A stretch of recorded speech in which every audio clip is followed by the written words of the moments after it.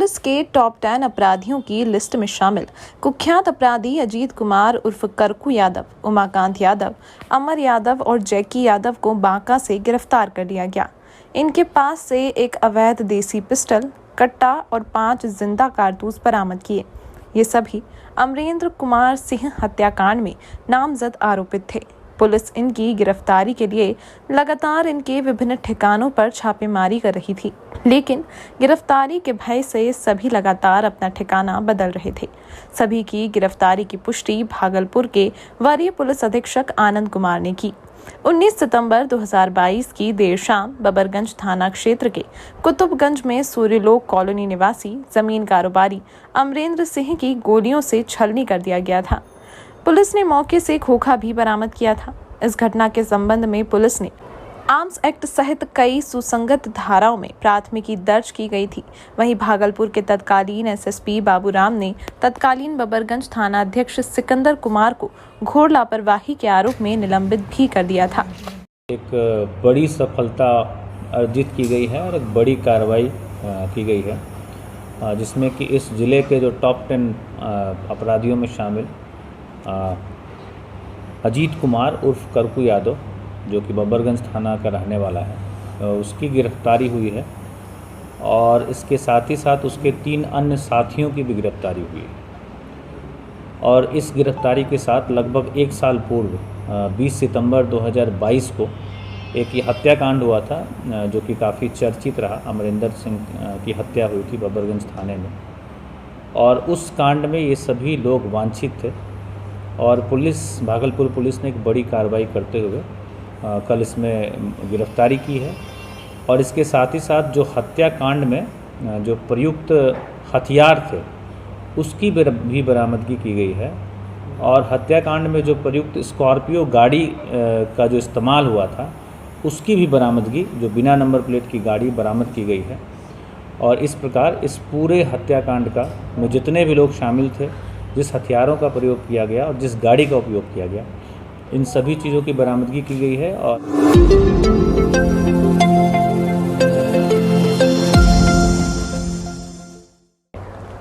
एक तरफ जहां बिहार के मुखिया नीतीश कुमार दहेज प्रथा को खत्म करने में लगे हुए हैं, वहीं दूसरी ओर दहेज के लोभी ससुराल पक्ष के द्वारा एक बहू को प्रताड़ित कर रहे हैं। मामला तब सामने आया जब पीड़िता डीआईजी कार्यालय डीआईजी विवेकानंद से अपनी गुहार लगाने पहुंची। मामला भागलपुर के तिलका मांझी थाना क्षेत्र के मुंदीचक स्थित पटेल बाबू रोड के अमित कुमार शाह की पत्नी मौसमी कुमारी ने अपने ससुर, देवर एवं अन्य ससुराल वालों के खिलाफ दहेज प्रताड़ना का आरोप लगाते हुए डीआईजी कार्यालय पहुंची थी। पीड़िता मौसमी ने बताया कि अमित के साथ हमारी शादी 23 मार्च 2023 को हिंदू रीति रिवाज के साथ हुई थी, पर घर वालों की मर्जी के खिलाफ, क्योंकि हम दोनों ने एक दूसरे से प्रेम विवाह रचाया था। शादी के बाद सब कुछ ठीक चल रहा था, लेकिन कुछ दिन पहले से ही ससुराल वालों के द्वारा 10 लाख रुपए दहेज लाने की डिमांड करने लगे और ससुर के द्वारा गंदी गंदी गालियां और प्रताड़ित भी करने लगे। वहीं अमित की दूसरी शादी करने की भी बात करने लगे। घर वालों की करतूत अमित को विश्वास नहीं था, लेकिन जब बाद में उसने खुद अपनी आंखों से देखा तो वह मेरा साथ देने लगे, जिसके बाद हम दोनों दंपत्ति को घर से निकालने की बात कह रहे हैं। मेरा नाम मौसम कुमारी हुआ, ये मेरे हस्बैंड हुए। हम लोग मार्च में शादी किए हैं, ठीक है। मेरे सास ससुर और चचेरा देवर, बड़ा भैंसुर फ़ोन पे बात कर करके सब हमको परेशान करते रहता है। खाना मुँह पे फेंक देता है, बोलता है क्या दहेज लाओ तब मेरे बेटा के साथ रहना। ये पहले पैसा कमा कमा के सब दे देते थे, ठीक है। अभी अचानक हमको निकलने बोल रहा है, तो हम लोग कहाँ जाएंगे? हाँ, इन पे रंगदारी का केस दे दिया है, क्योंकि इनका पुराना सिविल ख़राब है। इसीलिए हम लोग पास जहर खाने के अलावा कुछ रास्ता नहीं बचा है। बोलता है इसको छोड़ दो, हमको ये छोड़ देगा, हम कहाँ जाएंगे बताइए सर। ये सब बात कौन बोल रहा है? हाँ, किसने कह रहा है ये सारा बात? मेरे ससुर को मेरे प्रति गलत नेचर है, ठीक है। हरि प्रसाद शाह। कहाँ के रहने वाले हैं? पटेल बाबू रोड। कब मिले थे इनसे? कैसे आपसे शादी? हम दिसंबर में मिले थे इनसे। इनके कॉम्प्लेक्स में हम जॉब करते थे। लव मैरिज शादी? हाँ, लव मैरिज शादी किए हैं।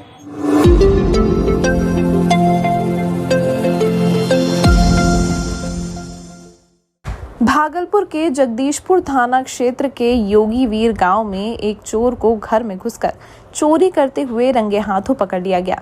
इस मामले में पीड़िता गृहिणी पुष्पांजलि कुमारी ने बताया कि रात्रि करीब 2:30 बजे मेरी नींद खुली तो देखा कि मेरे घर की बिजली का तार कटा हुआ है, साथ ही एक व्यक्ति मेरे दरवाजे की आड़ में छुपा हुआ है।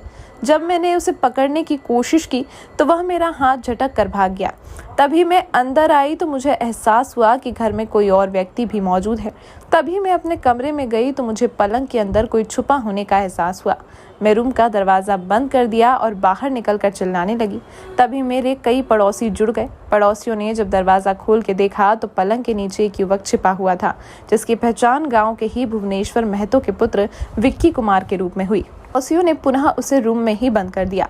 वहीं पीड़िता ने बताया कि चोर द्वारा मेरे बक्से का कब्ज तोड़कर उसमें रखे 18,000 रुपए नगद, 12 भर का चांदी की पायल, मांग टीका सहित कई सामान गायब कर लिए, जो दूसरा कर लेकर भागने में सफल हो गया। सुबह होते ही काफी संख्या में ग्रामीण वहां जुट गए और चोर को पकड़कर बिजली के खंभे से बांध दिया। साथ ही इसकी सूचना जगदीशपुर पुलिस को दी गई। जगदीशपुर पुलिस ने मौके पर पहुंचकर चोर को अपने कब्जे में लेकर थाने ले आई। अब जगदीशपुर पुलिस पूछताछ कर रही है कि उनका दूसरा साथी कौन था, लेकिन वह कुछ बताने से मना कर रहा है। पीड़िता के आवेदन पर मामला दर्ज कर लिया गया है। दूसरे चोर का पता किया जा रहा है। क्या हुआ आपके यहाँ? 18,000 रुपया रखे थे और जेवर उबर सब था। ये कब की घटना है? लगभग 3 बजता होगा। 3 बजे। कैसे पकड़े चोर को? जब बुनी बरस रहा था ना, चूल्हा बाहर गए थे हम घर करने के लिए। उसके बाद आए तो देखे बक्सा के पास था। जब बोले तो वो पलंग के अंदर घुस गया। तो पहचानते हैं कहाँ का है? हाँ, ये तो बगल का है, मेरा बगल का है।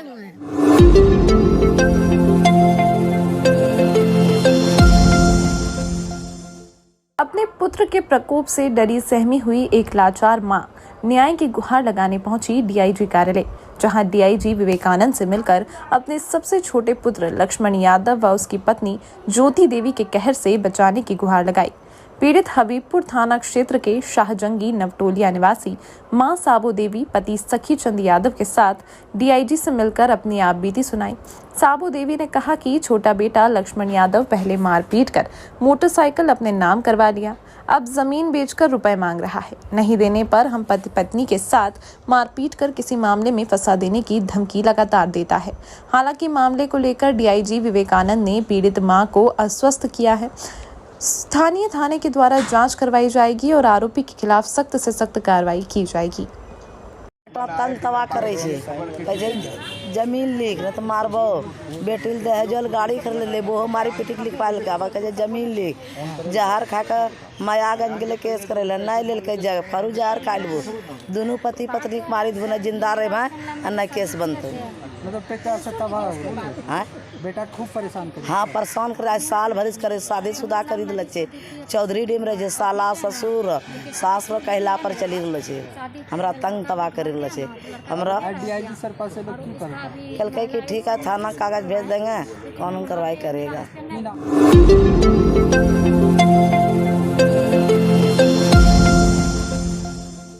आप जो तस्वीरें देख रहे हैं वह कोई नदी, तालाब या बाढ़ का पानी नहीं, बल्कि भागलपुर की ऐसी घनी आबादी वाला दक्षिणी शहरी क्षेत्र है जहां हजारों की संख्या में लोग रहते हैं।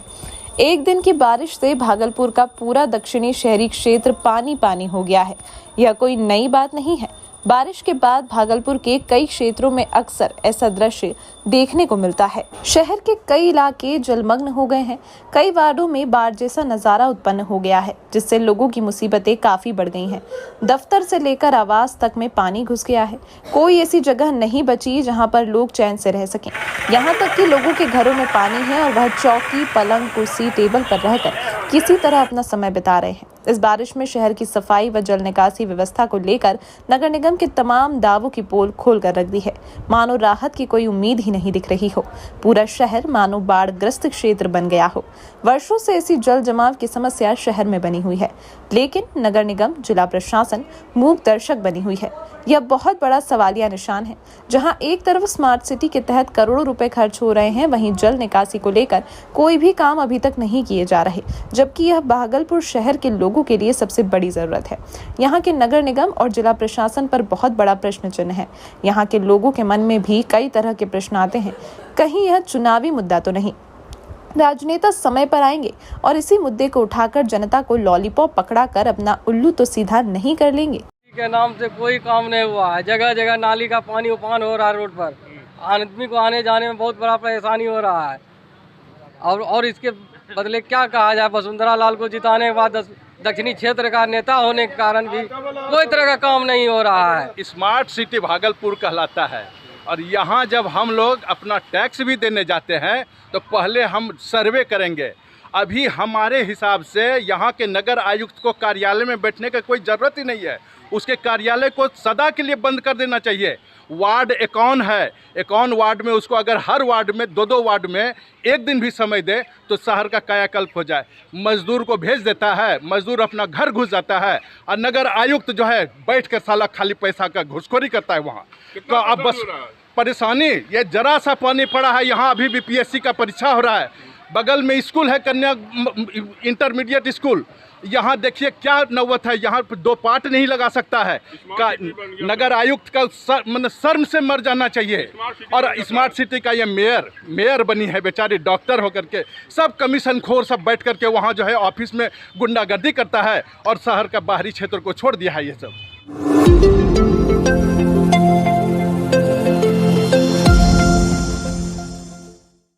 भागलपुर में उच्च न्यायालय खंडपीठ की स्थापना को लेकर वर्षों से आंदोलन चल रहा है। इसको लेकर आज भागलपुर व्यवहार न्यायालय गेट के सामने अधिवक्ताओं ने 1 दिवसीय धरना दिया।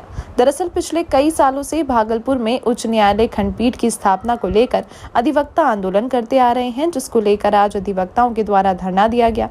वहीं इन लोगों का कहना है कि राज्य सरकार के द्वारा अभी तक इस पर कोई कार्रवाई नहीं की गई, जबकि प्रधानमंत्री कार्यालय से लगातार इन लोगों को सूचना मिल रही है कि राज्य सरकार के पत्र भेजे जाने के बाद प्रधानमंत्री कार्यालय पर आगे की कार्रवाई करेंगे, लेकिन राज्य सरकार के द्वारा आज तक इस पर कोई कार्रवाई नहीं की गई। वहीं भागलपुर में उच्च न्यायालय खंडपीठ स्थापना नहीं होने के कारण आम लोगों को काफी परेशानी का सामना करना पड़ता है।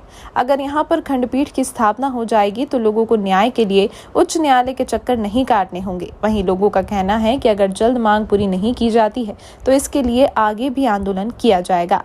यह धरना भागलपुर में उच्च न्यायालय पटना के खंडपीठ सर्किट कोर्ट की स्थापना के लिए दिया जा रहा है। क्या सब मांगे हैं आप? हम लोगों का मांग है कि भागलपुर प्रमंडल जो कि भागलपुर जिला जो कि बिहार का बहुत ही पौराणिक जिला है, अंगनगरी, यहाँ से 10 से ज़्यादा जिला निकल करके अलग अलग जिला बना है। तो एक समय भागलपुर की महत्ता को देखते हुए यहाँ पे उच्च न्यायालय पटना के खंडपीठ की स्थापना की जानी चाहिए ताकि लोगों को सुलभ और त्वरित न्याय मिल सके। बिहार में लंबित मामलों की सूची बड़ी लंबी है। न्यायपालिका लंबित मामलों से परेशान है, लोगों को न्याय नहीं मिल पाता समय पे। छोटे मामलों को लेकर के उच्च न्यायालय के धक्के खाने पड़ते हैं, आम जनता परेशान है। इस परेशानी को दूर करने के लिए भागलपुर के अधिवक्ता गणों ने 2020 से ही इस लड़ाई को जारी रखा है और